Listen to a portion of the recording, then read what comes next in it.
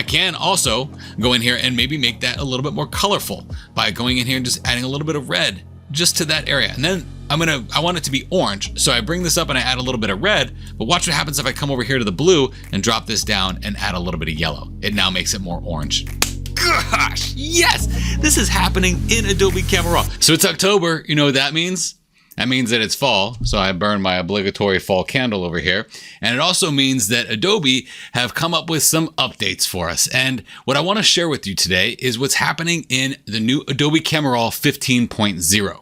What's happening here is some pretty groundbreaking, awesome stuff. Now I'm going to start with some of the more like menial, trivial type of things, and then we'll dive into the really awesome meat and potatoes, like the curves adjustment layer that is now in masks in Adobe Camera Raw. This is awesome. So let's dive in. At first glance, Adobe Camera Raw is not going to look any different than it did before you installed this update. But let's take a look at some things. One of the first major things that they've added here is actually in the healing brush or the spot removal tool. You're going to see that there are now 3 different brushes here. There used to only be 2. One was the clone and one was the heal. Now we have content aware remove. What that's going to do is instead of borrowing from somewhere else in the image, when we click on this, it's going to remove that based on what it thinks it needs to do, not based on something that is somewhere else in the image. So I'll show you that again. I've got spots all over this image here, so I'm going to zoom in onto that spot. I'm going to go right here into this spot. I'm going to show you the difference between a couple of these things. So we also have this refresh button here. I'm going to talk about that too. Content aware remove, as I just alluded to, the way this is going to work is it no longer is going to select from somewhere else. It's just going to look at what's around that spot and it's going to heal it for us. So if we show overlay off, you can see they did a pretty darn good job of fixing that up. We'll move over to another spot here, like this spot right here. I'm going to go ahead and click on it and see what it does. Does a pretty good job, but if it doesn't look decent, I'll press the refresh button and see if it gives me something better. Refresh button to see if it gives me something better, and I think that that works out. You might not actually see it, but it's a very small repeated pattern that was being applied with a couple of those spot removals. So let's go ahead and look around for some more spots, and then I'll show you some of the new stuff here with the other features here, like the clone or the heal. So with the heal tool, let's go ahead and use that one this time. When we have show overlay on, I'm going to go ahead and click on this spot. Now what you'll notice is that it grabs from another place in the image, what is right next to it. We're used to that. But now if I press the refresh button, it's going to give me another spot that it's going to pull from. So it just gives us a little bit more options. I obviously can still move this and drag this around from wherever I please, but that refresh button is new so that it will pull from a different place in your photograph if you're not happy with what you just received. That's pretty much the basics of what's been fixed here in the healing brush, but let's go ahead and take a look at the masking section because I'm pretty sure that's what you're all very excited about. So I'm going to start this off actually with these 2 images of people because there are some new features here in the masking section that I think you're going to really enjoy. So when I go to masking, you'll see that it looks a little bit different here. What's different? Well, we now have this thing up here that says subject. It's basically asking you a question. What do you want to do with this mask? Do you want to create a mask for the subject? Do you want to create a mask for the sky? Do you want to create a mask for the background? Now, I know what you're thinking. Initially, you're thinking, ooh, if I have a landscape photo and I press background, it'll select the opposite of the sky. It doesn't work that way. It actually is just going to give us a really messy looking mask. This background and subject are typically going to be meant for people. Now, what this also does is it gives us this option down here too, where we have person 1. And if we click on this image, we actually have person 1, 2, and 3. We have person 1, we have person 2, and that third option is all the people. So you can make a mask for one person individually, another person individually, or all the people in the image. Now for portrait photography, this is phenomenal because it will help you identify each individual. Maybe one person needs a little bit more light because they were stuck behind a flash. Well, now you can just select that one individual person and maybe hike up the contrast or add the curve to them. So that's what I'm going to talk about in this next image. I'm actually going to do this on a landscape photograph so that you can see what we're talking about here. So zoom out here. I'm just going to go ahead and create a mask for my sky. Now, if you were on location with me, I just shot this image last week. If you're on location with me, you'll know that this had a beautiful pink gradient at the bottom that transitioned to this nice warm yellow, but is not showing up very well. The foreground was obviously very cool because it was in shadow, but the colors are just not right here. So I'll go to select sky. You'll see how I'm going to use the curve and almost the curve alone to make a phenomenal sky selection. Now, if you don't use this overlay here is really critical. When I select this overlay by default, I think it's like a a reddish color and the opacity is down very low, I like to bring the opacity all the way up and make it a very deep magenta color. Why? Because with that opacity all the way up, we can really see where the mask is and what we're masking out. And when we have that magenta on there, it's very helpful because magenta doesn't show up very much in our photographs. It's not a very natural color. So I know I have a selection for the sky now that looks pretty good. I'll turn the show overlay off. Now I'm not even going to do anything with the exposure or the contrast or anything. I'm just going to use the curve for this one because what you're going to see here is now there is a curve that is in every single mask. This is awesome. I think a lot of us have been asking this for a long time. But before you begin, we no longer need Photoshop anymore. Okay, hold on a second. You still need Photoshop because masking and curves is not the only thing Photoshop is good for. There's also adjustment layers, there's blend modes, all kinds of things that Photoshop is still very important for, but it's nice to have this added benefit here. And before you also go and say, well, Capture One has had that for blah, blah, blah.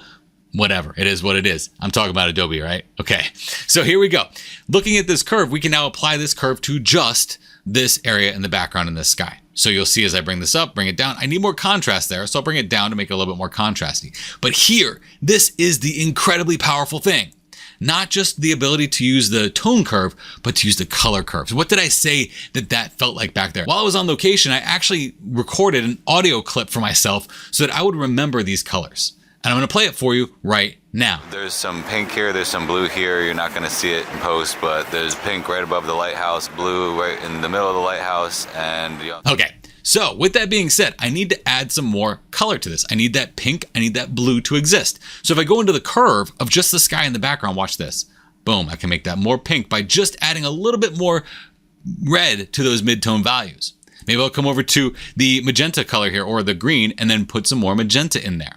And then come over to the blue and then take away some of that yellow that's there and make it a little bit more of that beautiful blue color that we have in the background there. So just using the curve and the curve alone, I was able to go in there and really get that color to be a little bit more like it should have been while I was on location. Now, another example for this, let's go ahead and create another mask. I'm gonna make a mask just for this area right here. And I'm gonna use a brush for this. So with the brush, I'm gonna set this brush to auto mask and I'm gonna brush right here on this foreground area to get this lighthouse, specifically this area right here, because it's in shadow, but I do want a little bit more light on some of these areas here. So I'm gonna go ahead and do that, make this brush a little bit smaller, maybe click on this lighthouse and get the lighthouse in there as well. Doesn't have to be perfect at this point. If I need to modify it later, I will. So now I'm gonna turn overlay off so we know that that's the only thing in there. Let's use the curve and the curve alone. I can make that a little bit brighter in the mid-tone values of that area right there. And look at that. That's just so much better than trying to finagle some of the sliders that you have here in the light section. Now we can also do that too. So we can really dial this in. I'll pull the darks down a little bit, maybe pull the lights down a little bit. So the only thing that's really going to get that brightness increase is going to be the mid-tone values. And I really like that for what's happening on the lighthouse and also what's happening with that mist that was coming off in the foreground so beautifully. Now, I can also go in here and maybe make that a little bit more colorful by going in here and just adding a little bit of red just to that area. And then I want it to be orange. So I bring this up and I add a little bit of red, but watch what happens if I come over here to the blue and drop this down and add a little bit of yellow. It now makes it more orange. Gosh, yes, this is happening in Adobe Camera Raw. I'm sorry about that. That was a very expressive reaction, but if you're not excited about what you're doing on your images, then you probably shouldn't be doing it. Okay, little disclaimer for you. So let's take a look at that mask because it does look like some things are a little bit nasty here. We'll zoom in on this and then with our brush, I'm gonna go ahead and just subtract a little bit of that brush there as well. I'll turn show overlay on and then I'm gonna press the Alt key because the Alt key will then subtract and I'll just subtract this edge from that lighthouse that is getting that. I don't really like that and I'll just increase that a little bit there. And I think we also had that a little bit in the water over here as well. So I'll just make this brush a little bit bigger, Alt or Option click, and then get rid of that right there. Okay, looks good. Okay, that's gonna look a lot better now in the long run. Okay. So let me go ahead and show you one more thing before we close out in this people selection.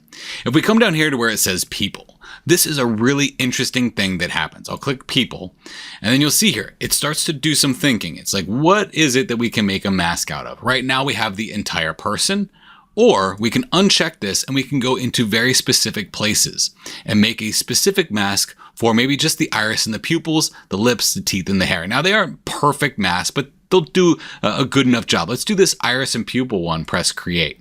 Now we'll combine this with what we just learned about the curves adjustment layer. I'm going to zoom in here so you can see what I'm going to do here. When I work on eyes, I do want to work closely, but then when I back out, I'm going to realize something. So I'm going to show you this first. We're going to come in here. We're going to make these a little bit brighter by upticking that curve a little bit. Now let's also make her eyes a little bit more blue. So we'll hop over into the blue curve. Now I'll just come over here and boom, pop that up a little bit and make it a little bit more blue. Now we do know that with blue eyes, it's not always just pure blue. Maybe there's a little bit of green in them. So let's pop this up a little bit and make it a little bit more green in those midtones. And then we'll come over to the red and then we'll see what happens. If we make them cyan, she's gonna look like a vampire. So let's bring them up just a little bit into that red range there, okay? Now we'll turn this mask on and off. There's the before, there's the after.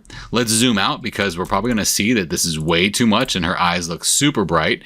And if that's the case, we don't necessarily have to go in here and try and tweak this stuff. We have this amount slider that came in here in August of 2022. So we'll just move the amount slider down and that will drop the intensity of what we just did in that curve. Or we move it up because we want it to be more intense. That means we can dial it in and then have this slider here that makes it either more or less. And that is awesome. The intention of this video was just to show you what's happening with the new Adobe Camera Raw 15 with the curves added into the masking section and a couple little teeny tiny updates here. Now, what you're going to need to do is you're going to need to go in and experiment now. I know that for me, this was just a very quick initial test run of these new features. And I know that over time, I'm going to develop some more things that are going to be helpful for my workflow after I put this into practice. So what you need to do now is jump in and put this into practice. Do some clever masking and add some really clever curves adjustment layers into places that you never were able to do that before. To me, this is a phenomenal new addition that I think is going to add a lot of value to our raw workflow while not necessarily competing with our Photoshop workflow, but giving us better data going into Photoshop if we do need to edit further. I certainly hope you enjoyed this tutorial, and if you haven't done so already, please consider subscribing. I like to take difficult things like this and make them seemingly simple so that you can use them in your workflow today.